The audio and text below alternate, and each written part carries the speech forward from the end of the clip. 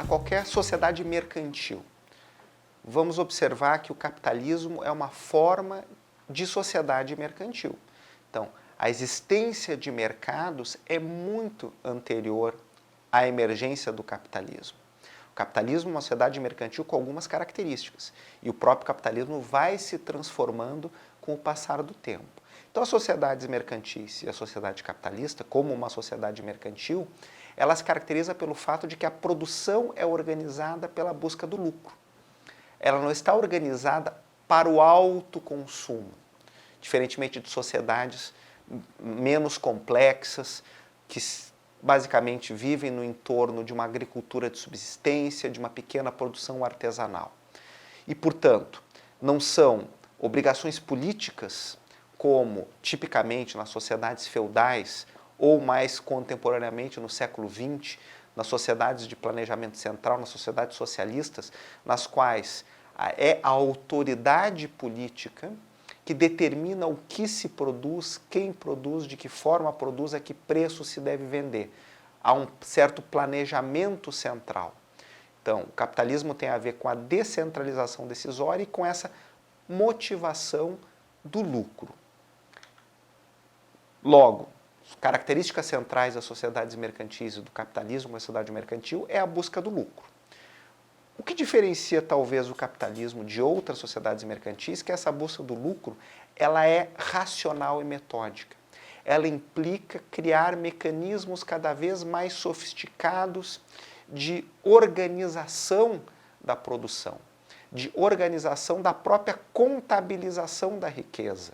A contabilidade moderna nasce para e passo com o próprio desenvolvimento do capitalismo, para poder compreender qual é o lucro que uma empresa tem numa sociedade complexa como a contemporânea. Isso não é algo trivial, isso não é algo simples, isso envolve todo um sistema de registros, de contabilização, de análise, que foi se desenvolvendo e se aprimorando ao longo dos últimos 200, 300 anos. Então a ideia da busca do lucro, de ter uma receita maior do que uma despesa, nós vamos encontrar isso em várias sociedades mercantis. A busca metódica, racional, organizada do lucro é algo típico do capitalismo. A existência da propriedade privada como forma predominante de propriedade para bens, serviços, recursos da natureza, isto é algo típico do capitalismo, assim como a organização do mercado de trabalho assalariado. Como é que em outras sociedades em que as formas mercantis eram muito desenvolvidas, pensem nas civilizações pré-capitalistas, pensem na Roma Antiga, pensem em N exemplos de sociedades que se organizaram nos últimos 2, 3 mil anos. A busca, por exemplo, por matérias-primas, por recursos naturais. Como é que isso se dava? Isso se dava por aquisição de terras? Não, isso se dava pela conquista, isso se dava pela guerra, pela força. Como é que se conseguia mão de obra? Uma parcela do trabalho era assalariada, mas em quase todas as sociedades pré-capitalistas, a forma predominante de trabalho era... As formas predominantes eram formas compulsórias. O trabalho escravo é uma forma compulsória. As obrigações típicas, por exemplo, do feudalismo eram formas de trabalho não mediadas por contratos livres de assalariamento. Portanto, o capitalismo cria como forma predominante, isso não se dá de forma automática no tempo, é bem verdade, mas produz o assalariamento, ou pelo menos a existência de contratos entre partes que, do ponto de vista jurídico-legal, são partes livres, movidas por uma vontade livre. Da mesma forma, os recursos naturais eles passam a ser mercantilizados. Se eu quero produzir soja, eu não vou invadir um país ou uma área vizinha e matar os que lá estão. Eu vou adquirir propriedades, comprar aqueles terrenos, registrar e produzir soja. O que não significa dizer, novamente, que se nós formos na origem das sociedades mercantis, nós vamos ver processos de expansão que tiveram um caráter violento na forma com que grupos conseguiram acesso a recursos naturais. Então, a forma com que hoje isso é feito é por meio de relações mercantis.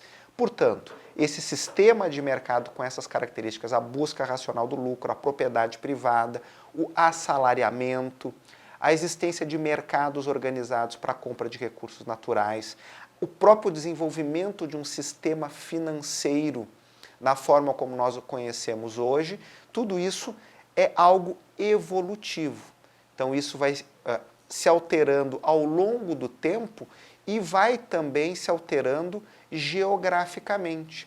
Este capitalismo que nós estamos descrevendo aqui, ele se desenvolve, num primeiro momento, na Europa Ocidental e vai ganhando contornos cada vez mais globais, até nós chegarmos hoje no século XXI, em que basicamente todas as sociedades se organizam com variantes, mas variantes dentro dessa estrutura capitalista.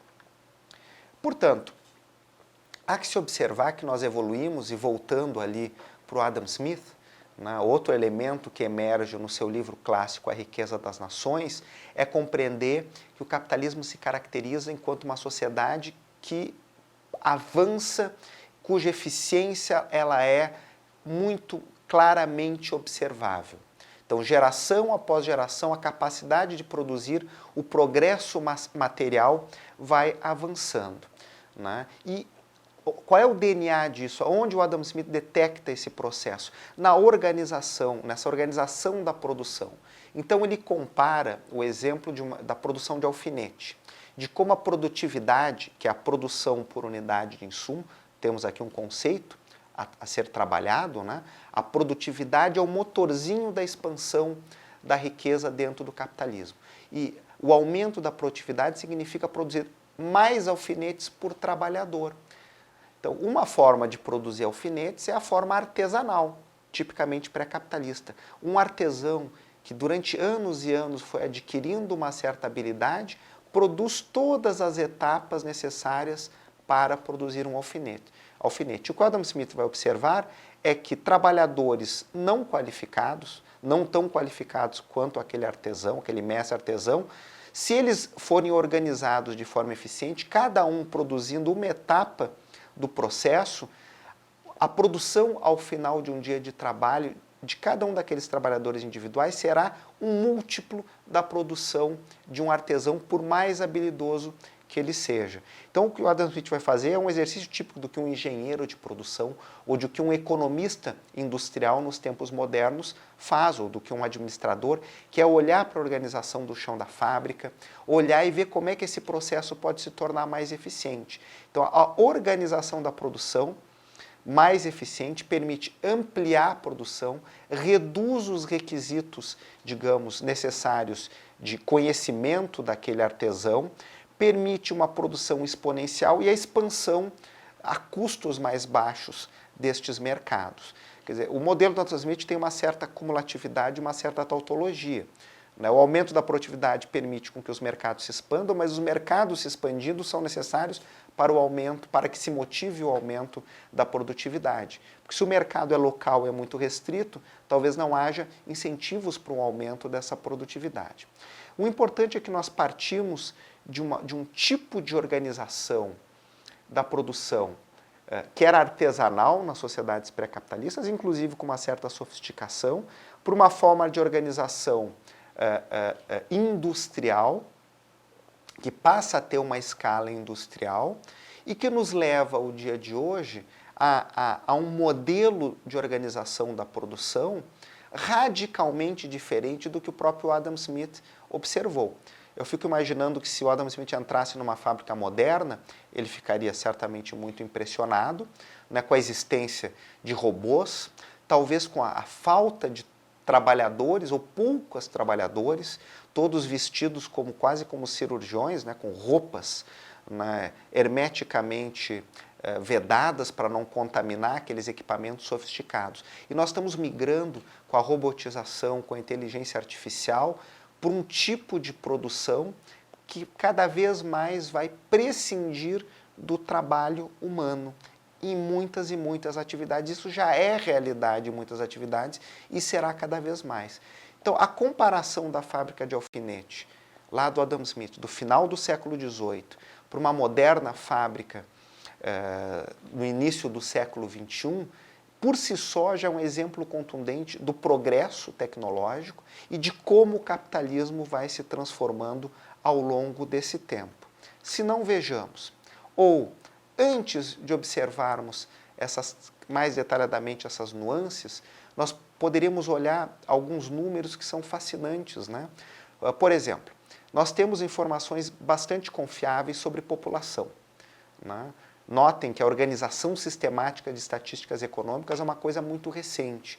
Agora nós temos dados, por exemplo, populacionais para muitas sociedades que remontam ao período antes de Cristo, até porque, né, a contabilização das pessoas era necessária para cobrança de impostos, era necessária para a organização de exércitos, né? Eu vou convocar pessoas compulsoriamente para ir à guerra, eu tenho que saber quantas pessoas existem, quantos homens existem em cada comunidade. Então nós temos registros de população, nós temos registros de nascimento, de morte, portanto, idade média, nós temos registros em alguns momentos mais contemporâneos, né, sobre a altura das pessoas, o peso das pessoas, particularmente daqueles que serviam aos exércitos. Então, com base nesses dados, os historiadores econômicos, conseguem perceber claramente que a população mundial ficou muito estável, ela começa a crescer, ela ultrapassa 1 bilhão de pessoas, nas melhores estimativas disponíveis, exatamente no alvorecer do capitalismo. E, tendo alguma estimativa do que se produzia em cada uma dessas sociedades e colocando os preços atuais, nós conseguimos ter alguma noção em valores, por exemplo, em dólares contemporâneos, o que seria a riqueza, o que seria a produção nessas várias sociedades. E olhando a relação entre o que se produzia, medido em dólares, e o tamanho da população, nós chegamos numa medida síntese que é a produção por pessoa, PIB per capita, né? Então, esta produção por pessoa, ela basicamente ficou inalterada em toda a era cristã até o início da Revolução Industrial, como vocês podem ver nas figuras aí projetadas, né? Então, a renda por habitante, ela praticamente não se alterou por cerca de 1.700 anos, e quando vem a eclosão do capitalismo e a Revolução Industrial, ela se acelera. Então, há um primeiro momento de aceleração disso, dessa eficiência, que é no alvorecer da Revolução Industrial, um processo liderado pelos países europeus, depois Estados Unidos, Japão, e um segundo momento de aceleração do crescimento, quando essa forma de produção industrial se dissemina internacionalmente. Aí os países da chamada periferia do sistema capitalista, na América Latina, na África, na Ásia, passam a se industrializar também. Então, o capitalismo se caracteriza por isso, a possibilidade da produção crescer de forma exponencial, permitir com que a população cresça também, com que as pessoas vivam mais. Todas as estimativas sugerem que as sociedades pré-capitalistas e mesmo no início do capitalismo se vivia em média algo como que 30 anos, não muito mais do que isso. Evidentemente, algumas pessoas viviam por mais tempo, mas muitas pessoas viviam poucos anos, né? A mortalidade infantil era muito elevada, ou os jovens iam para as guerras e morriam muito cedo. Então, não somente hoje nós temos 7 bilhões de pessoas no mundo, e ao longo de quase toda a história da humanidade nós não chegamos a 1 bilhão, vamos ultrapassar o 1 bilhão exatamente com o surgimento, o desenvolvimento das forças de produção no capitalismo, e essas pessoas vivem muito mais do que viviam antes. Hoje a expectativa de vida na maior parte do mundo já ultrapassou 70 anos e nas sociedades mais avançadas passou dos 80 anos e espera-se que isso possa passar os 100 anos já ao longo do século XXI. Mais pessoas vivem por mais tempo e em muitos aspectos com uma qualidade de vida maior. Na qualidade de vida, nós vamos ter que discutir mais adiante, nós temos alguns elementos que são objetivos e outros que não são objetivos. Os elementos objetivos eu estou comentando alguns. Mais pessoas vivendo por mais tempo, isto é objetivo. Agora, os elementos da subjetividade, da segurança, da felicidade, já são a elementos mais subjetivos. Será que nós vivemos melhor no capitalismo do que em outras formas de organização social? Isso é uma pergunta extremamente difícil de ser respondida. Agora, com certeza nós vivemos mais pessoas vivem mais e por mais tempo. Outros aspectos que são objetivos é perceber que em quase todas as sociedades pré-capitalistas, a possibilidade de ler era algo muito restrito. Uma pequena elite tinha acesso ao conhecimento. Então, nós não temos dados razoavelmente confiáveis lá para 1000 anos atrás, ou 2000 anos atrás, mas nós pegarmos do alvorecer do capitalismo, do começo do século XIX para cá, por exemplo, que nós temos algumas estatísticas em alguns países, nós vamos ver que menos do que 10% da população era alfabetizada. Hoje, a alfabetização, as taxas de alfabetização chegam a 80%, 90% ou mais, né, ou integral, na maior parte dos países. Então, isso é sem dúvida, um avanço objetivo. Se esse avanço objetivo, insisto, permite com que todas as pessoas, a maior parte das pessoas, possam ter uma vida, fruir das coisas que a sociedade oferece com qualidade, é uma outra questão. Da mesma forma, né, nós podemos observar que o acesso à educação, o número de anos com que as pessoas estudam hoje, na maior parte do mundo, é muito maior do que, por exemplo, há 50 anos atrás ou 100 anos atrás. Nos países de alta renda, hoje, a escolaridade ultrapassa 10 anos, 13 anos, então isso é algo extremamente importante.